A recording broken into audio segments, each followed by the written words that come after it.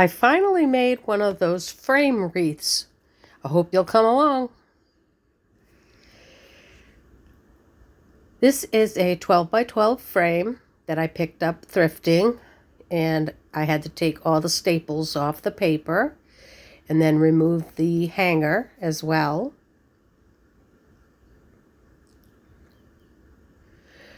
And this is me trying to show you the price. It was $2.50 at the thrift store. And continuing to remove all of the hardware and then the paper. It was pretty dried out, so it was easily to remove.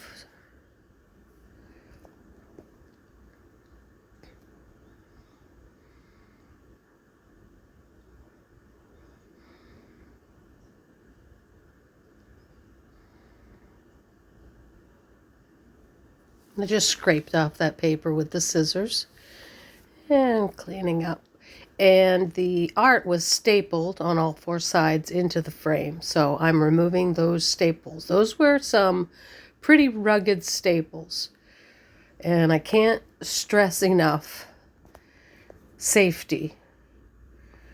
I used a flathead screwdriver to get underneath the staple. When you do that, angle down. Don't just push forward, because if you slip, you're going to get your fingers. So push down until you can get a little bit under there, and then just twist it to raise it up enough so that you can use the needle nose pliers to pull it off.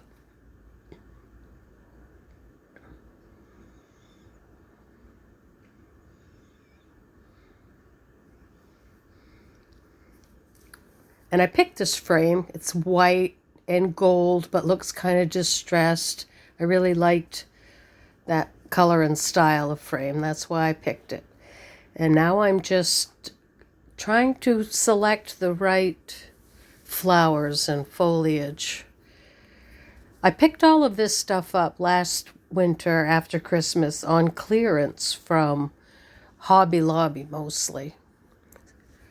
There were a couple things in there from Walmart, the mainstays, but most of it was from Hobby Lobby. They had 90% off at Hobby Lobby for their Christmas stuff.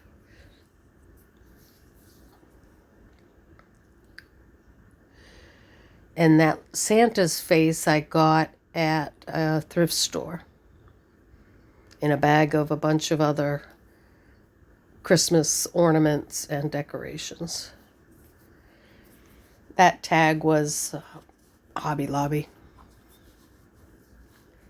So I've got the berries there, and I put some mini pine cones to fill in some of the holes of the berries, and red poinsettias, some greenery, and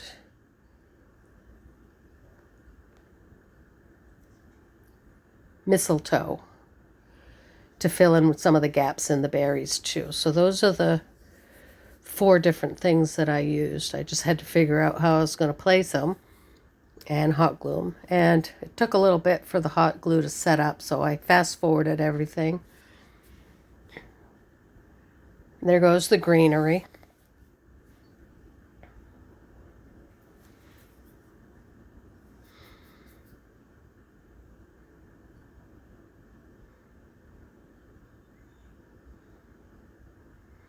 And a pine cone. And there goes the mistletoe.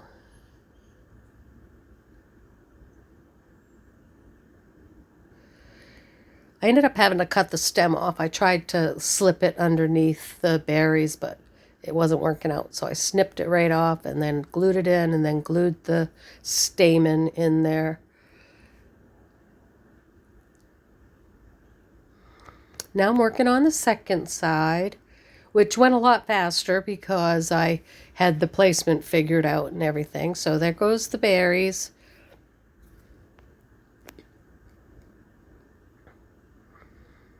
And the mistletoe and the stamen. and a mini pine cone, the greenery.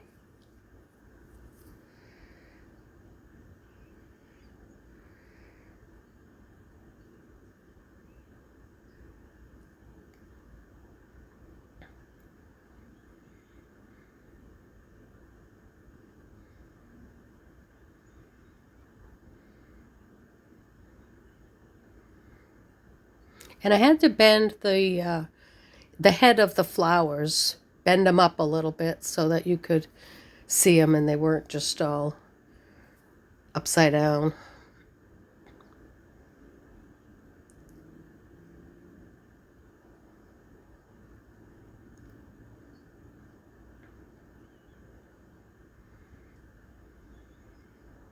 Another little pine cone, filling in the gaps. And here comes Santa.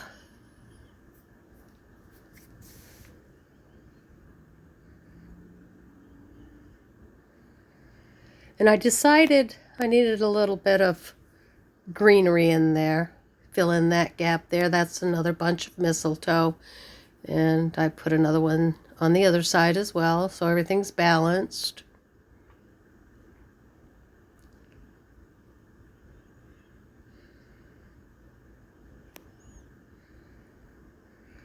And then I decided it needed a bow in the upper right corner. So that is a Crate and Barrel satin ribbon, and I noticed it was red on one side and green on the other, and it was just gorgeous. So I decided to make a bow out of that, and the other ribbon is a 1/4-inch grosgrain. The satin ribbon is about 1.5 inches, I believe. And I'm sorry, but a lot of that was off camera. But I started with a loop around my thumb, and then I just twisted and made a loop on the left, and twisted, made a loop on the right, and twisted, made a loop on, until I had 3 loops on both sides.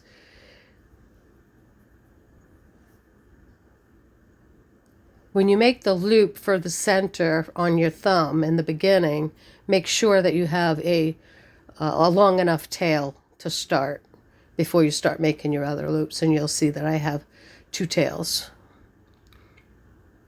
Sorry I didn't get that on camera. There it is.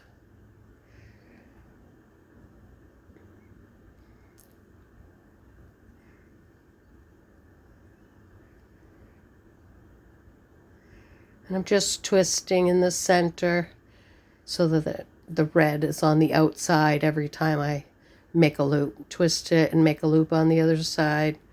Twist it, make a loop on the other side. And I checked to see if 3 loops was enough, and I thought it was big enough, so I stopped there, cut it, and tied the center of the bow with the grosgrain ribbon, and then also used that to tie it to the frame.